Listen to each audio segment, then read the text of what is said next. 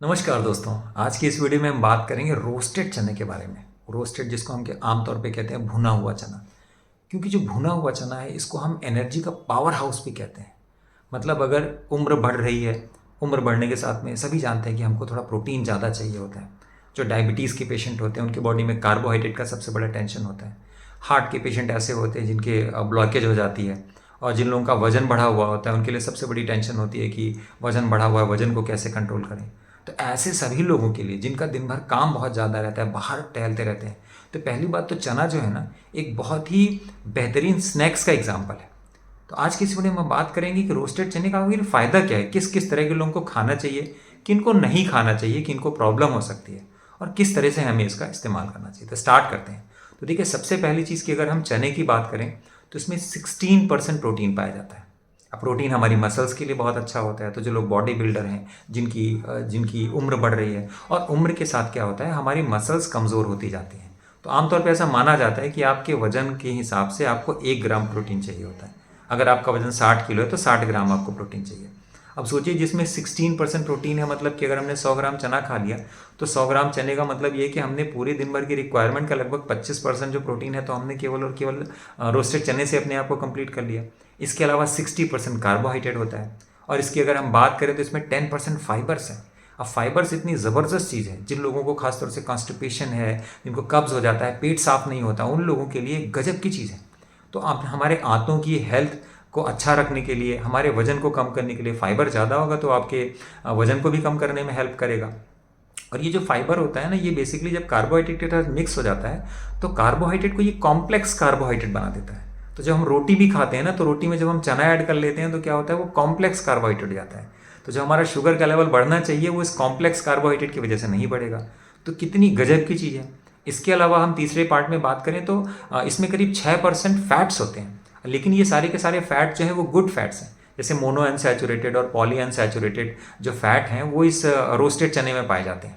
तो कितने ज़्यादा फायदे हैं हमारे शरीर के लिए इसके।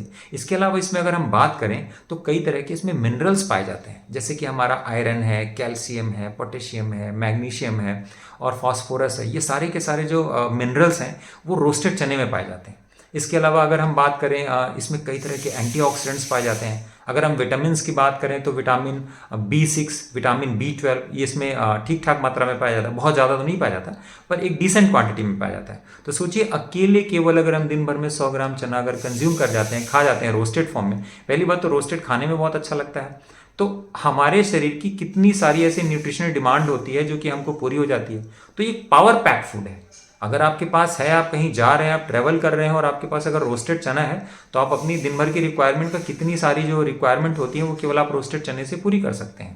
दोस्तों, अब बात करेंगे रोस्टेड चना खाने से क्या क्या फ़ायदे होते हैं। देखिए, सबसे पहला जो फ़ायदा होता है, मैंने बताया फाइबर, 10% फाइबर होता है। इसका मतलब ये है कि सबसे पहला जो फ़ायदा होगा वो आपके पाचन में होगा।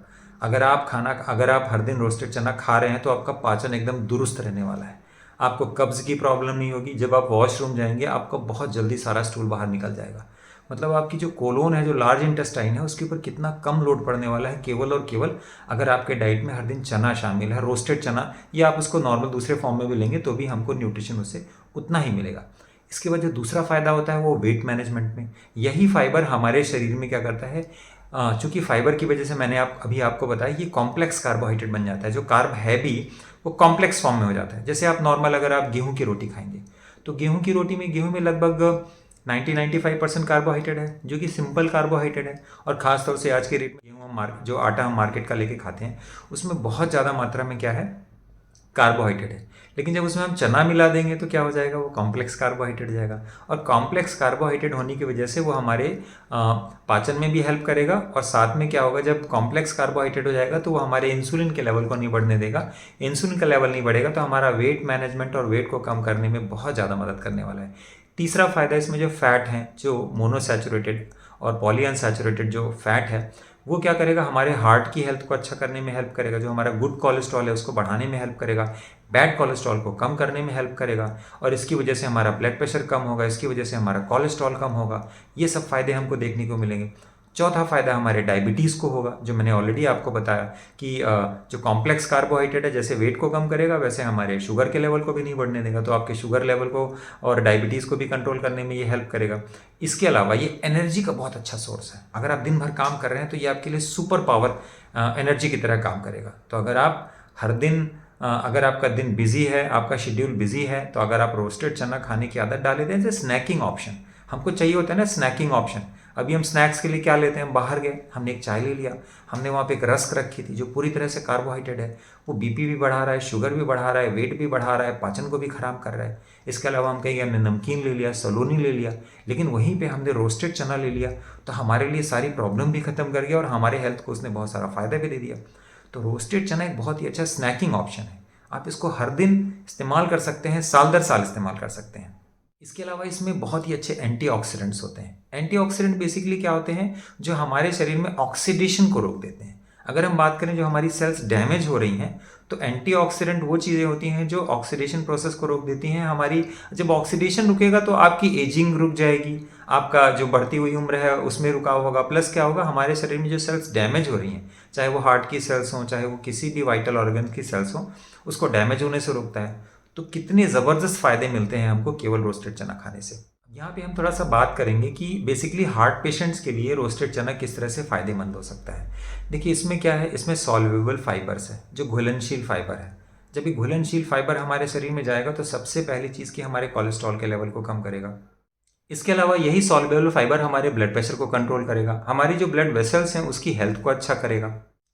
इसके अलावा रोस्टेड चने में पोटेशियम पाया जाता है, पर्याप्त मात्रा में पोटेशियम पाया जाता है।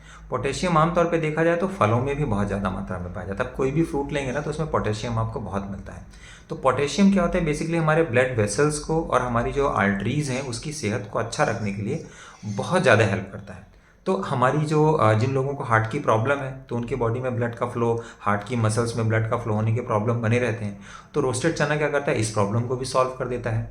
इसके अलावा मैंने आपको बताया कि इसमें कई तरह के एंटीऑक्सीडेंट्स पाए जाते हैं जो हमारे बॉडी में ऑक्सीडेशन को रोक देते हैं। ऑक्सीडेशन रुक जाते हैं तो हमारे बॉडी में जो ब्लॉकेज की ग्रोथ हो रही है वो ब्लॉकेज की ग्रोथ भी स्लो हो जाती है, या तो ब्लॉकेज की ग्रोथ रुक जाती है। देखिए इतनी सारी चीज़ें समझने के बाद कुछ ऐसे भी पेशेंट होते हैं जिनके लिए रोस्टेड चना सूटेबल नहीं होता, क्योंकि क्या होता है कई लोगों को कुछ न कुछ फूड से एलर्जी ज़रूर होती है। तो अगर हम बात करें तो कुछ ऐसे भी पेशेंट हो सकते हैं जिसको रोस्टेड चने से एलर्जी हो।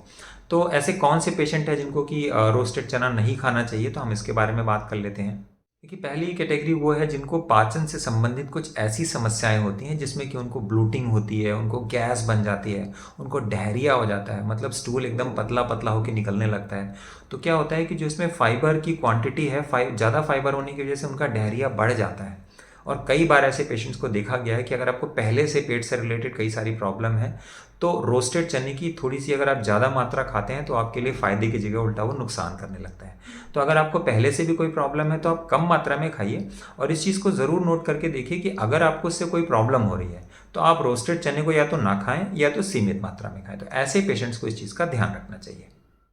इसके अलावा दूसरे ऐसे पेशेंट होते हैं जिनको कोई ना कोई गैस्ट्रो इंटेस्टाइनल प्रॉब्लम होती है, जैसे पेट में दर्द होता है। और क्या होता है ना कि चने में इतनी सारी चीज़ें होती हैं और कुछ चीज़ें ऐसी भी होती हैं जिसको कि पचाना ना हर इंसान के बस की बात नहीं होती। तो अगर आपको चना खाने के बाद कभी ऐसा लगता है ना कि आपको पेट में दर्द हो रहा है या आपको किसी तरह की गैस बनने लगी है, मोस्टली ये प्रॉब्लम्स कहलाती हैं गैस्ट्रोइंटेस्टाइनल रिलेटेड प्रॉब्लम्स। तो ऐसे पेशेंट्स को बचना चाहिए रोस्टेड चना खाने से, क्योंकि ऐसे लोग अगर रोस्टेड चने का इस्तेमाल करेंगे तो उनकी ये जो प्रॉब्लम है ना, जिससे कि पेट में दर्द हो जाता है, तो ये समस्याएं बढ़ सकती हैं। इसीलिए ऐसे पेशेंट्स को ध्यान देना चाहिए। इसके अलावा कुछ ऐसे पेशेंट होते हैं जिनके गॉल ब्लैडर में स्टोन होता है, और स्टोन की वजह से कई बार इनको एक्यूट कोलेस्टाइटिस और कई बार जिनको पेट में दर्द होना शुरू हो जाता है। तो ऐसे पेशेंट्स को इस चीज़ का ध्यान देना चाहिए कि अगर आप चना खा रहे हैं तो खाने के बाद आपको किसी तरह की प्रॉब्लम ना हो। अगर आपको प्रॉब्लम हो रही है तो बिल्कुल सावधान हो जाएं, और जिन लोगों को पित्त की पथरी है वो लोग रोस्टेड चना, खासतौर से जो काला वाला चना होता है, ब्राउन कलर का होता है, उसका सेवन ना करें। अगर आप इसका सेवन करेंगे तो आपकी जो प्रॉब्लम है वो समय के साथ बढ़ सकती है। इसके अलावा कुछ लोग ऐसे भी होते हैं जिनको कि रोस्टेड चने से एलर्जी होती है, तो उनको नहीं ही खाना चाहिए, राइट। इसके अलावा जिन लोगों को पथरी हो जाती है, मैंने पहले भी बताया कि जिन लोगों को गॉल ब्लैडर में स्टोन होता है या गॉल ब्लैडर के अलावा बॉडी के दूसरे ऑर्गन्स में भी स्टोन होता है, तो उनको चना खा के देखना चाहिए कि अगर उनको खाने के बाद किसी तरह की प्रॉब्लम हो रही है तो फिर वो रोस्टेड चने को ना खाएं। अब बात करते हैं कि चने को, रोस्टेड चने को हम किस तरह से अपने डाइट में शामिल कर सकते हैं। देखिए, मैं आप बात करेंगे रोस्टेड चने की। तो पहली बात तो रोस्टेड चने को आप उसको पीस करके खा सकते हैं, आप उसका सलाद बना सकते हैं, आप उसका सत्तू बना सकते हैं। आप नॉर्मली भुने हुए चने को नमकीन के फॉर्म में उसमें कुछ मसाले वगैरह डाल करके बना करके इस्तेमाल कर सकते हैं। अगर मैं बात करूँ भुने हुए चने को आप रोटी बनाते हैं तो पीस के इसको रोटी में भी डाल सकते हैं। आप भून करके नहीं डालना चाहते, नॉर्मली आप आटे का सॉरी चने का आटा बना करके उसको भी आप ऐड करके डाल सकते हैं। इसके अलावा दूसरे फॉर्म में भी चने को यूज़ किया जा सकता है, स्प्राउट्स के फॉर्म में, लेकिन वो अलग फॉर्म हो जाएंगे। अभी हम यहाँ बात कर रहे हैं केवल और केवल रोस्टेड चने को। तो ये वो तरीके हैं जिस तरीके से रोस्टेड चने को हम अपने डेली बेसिस पे इस्तेमाल कर सकते हैं। तो मुझे उम्मीद है कि इस वीडियो में मैंने काफ़ी सारी चीज़ें कवर की हैं। अगर आपको अच्छा लगा हो ये वीडियो तो इस वीडियो को ज़रूर लाइक कीजिएगा और अपने डाइट में ज़रूर रोस्टेड चने को शामिल कीजिए। ये आपकी बहुत सारी प्रॉब्लम्स को ख़त्म कर सकता है। स्पेशली अगर आप हार्ट, डायबिटीज़ या मोटापे के पेशेंट हैं तो आपके लिए एक सुपर पावर, सुपर एनर्जी है। और अगर मैं बात करूं तो हो सकता है 2 या 3% ही ऐसे लोग होंगे जिनको कोई ऐसी कॉम्प्लिकेशन हो कि चना आपके लिए नुकसानदायक हो सकता है। अदरवाइज 95% से ज़्यादा पेशेंट ऐसे होंगे जिनके लिए ये एक बहुत ही पावरफुल मेडिसिन है।